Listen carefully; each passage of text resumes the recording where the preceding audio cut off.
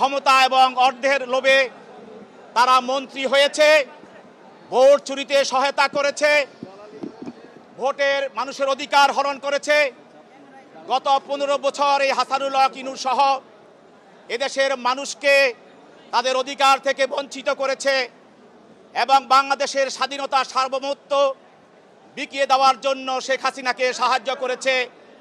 সর্বোপরি শেখ হাসিনাকে স্বৈরাচার করে তুলে দেওয়ার জন্য 14 দলের নামে এই হাসানুল হক ইনু এবং রাশেদ খান মেনন যেই ভূমিকা পালন করেছে, আজকে 15 বছর পর সেই সাহায্যকারী, পরিকল্পনাকারী, ষড়যন্ত্রকারী হাসানুল হক ইনু এবং রাশেদ খান মেনন আজকে আদালতে উপস্থাপিত হয়েছে। ইতিমধ্যে আপনারা জানেন যে নিউ মার্কেট থানার একটি হত্যা মামলায় একজন গার্মেন্টস কর্মীকে, দোকান কর্মচারীকে হত্যার কারণে এই হত্যা মামলায় এই হাসানুল হক ইনুকে আদালতে উপস্থাপিত করা হয়।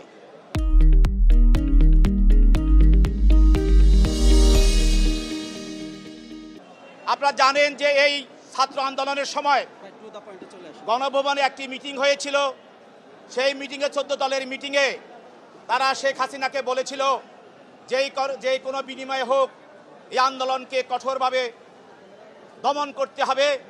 এর পরের দিন আমরা দেখলাম ছাত্র জনতার উপরে দেখামাত্র গুলির নির্দেশ আসলো।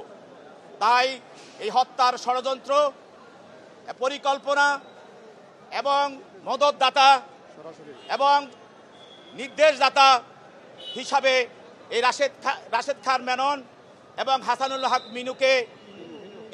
ইনুকে এই দুটি মামলা সম্পৃক্ত করা হয়। আজকে হাসানুল ইনুকে নিউ মার্কেট থানায় মামলায় হত্যার সঙ্গে প্রাথমিক তদন্তে জড়িত থাকার প্রমাণ পাওয়ার কারণে তাকে আদালতে উপস্থাপন করা হয়। তদন্তকারী কর্মকর্তা অধিকতর তদন্তের জন্য, জিজ্ঞাসাবাদের জন্য 10 দিনের রিমান্ড প্রার্থনা করেন।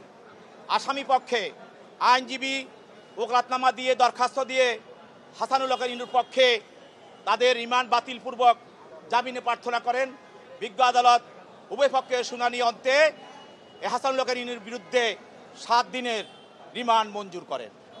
অপর একটি মামলায়, এই নিউ মার্কেট থানা মামলায় 4 দিনের রিমান্ডে ছিল রাশেদ খান মেনন। এই রাশেদ খান মেননকে এই আদাবর থানা মামলায় আজকে সৌনারেশ দেখানো হয় এবং এই মামলায় আরেকজন গার্মেন্টস কর্মী রুবেলকে হত্যা করা হয় এবং এই হত্যার পিছনে রাশেদ খান মেনন জড়িত এবং পরিকল্পনার সঙ্গে সে জড়িত, ষড়যন্ত্রের সঙ্গে জড়িত।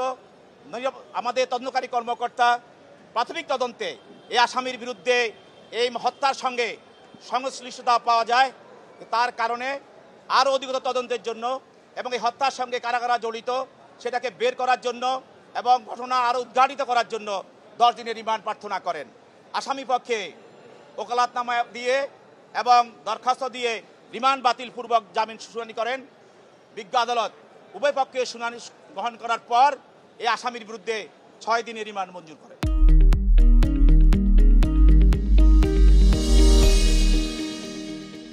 এফআইআর এজাহার পর্যালোচনা করলে দেখা যায় যে এই রাশেদ খান মেননকে পূর্ব পরিকল্পিতভাবে এই মামলায় সম্পৃক্ত করা হয়েছে। বিজ্ঞ আদালতকে আমরা এও বলেছি যে রাশেদ খান মেননের মতন লোক হত্যাকাণ্ডের সাথে জড়িত হতে পারে না এবং মারামারি এবং হত্যার উদ্দেশ্য ইন্ধনদাতা যে আনয়ন করেছে সম্পূর্ণ ভিত্তিহীন উদ্দেশ্যপ্রণীতভাবে এই মামলায় তাকে সম্পৃক্ত করা হয়েছে এবং রিমান্ড চাওয়ার ব্যাপারে এবং রিমান্ডে নেওয়ার মতন কোনো উপাদান ছিল না। তারপর বিজ্ঞ আদালত অত্যন্ত মনোযোগ সহকারে, ধৈর্য সহকারে আমার বক্তব্য শুনেছেন। উনি শোনার পরে, পরবর্তীতে বক্তব্য শোনার পরে উনি 10 দিনের রিমান্ডের 7 দিন রিমান্ড মঞ্জুর করেছেন। হাসানুল হক ইনু উনিও একজন ছাত্র রাজনীতির কিংবদন্তি, উনিও এমপি ছিলেন, মন্ত্রী ছিলেন এবং বাংলাদেশের একটা পরিচিত মুখ।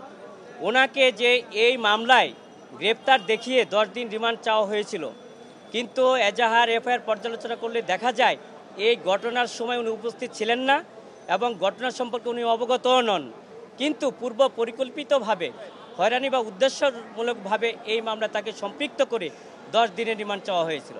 বিজ্ঞ আদালত অত্যন্ত ধৈর্য সহকারে ও মনোযোগ সহকারে আমাদের সাবমিশন নিয়েছেন। উনি পরবর্তীতে 10 দিনের রিমান্ডের উনি 10 দিনের রিমান্ডে উনি 7 দিন মঞ্জুর করেছেন। আজকে যে রিমান্ড দেওয়া হয়েছে এই রিমান্ডের আমরা কোনো যুক্তিগতা মনে করি না। রিমান্ডের যে যুক্তিগতা থাকার কথা উপাদান থাকার তার কিছুই নেই। আমরা এই রিমান্ডে আমরা সন্তুষ্ট না। তারপরও বিজ্ঞ আদালতের প্রতি এবং আইনের প্রতি আমরা শ্রদ্ধাশীল।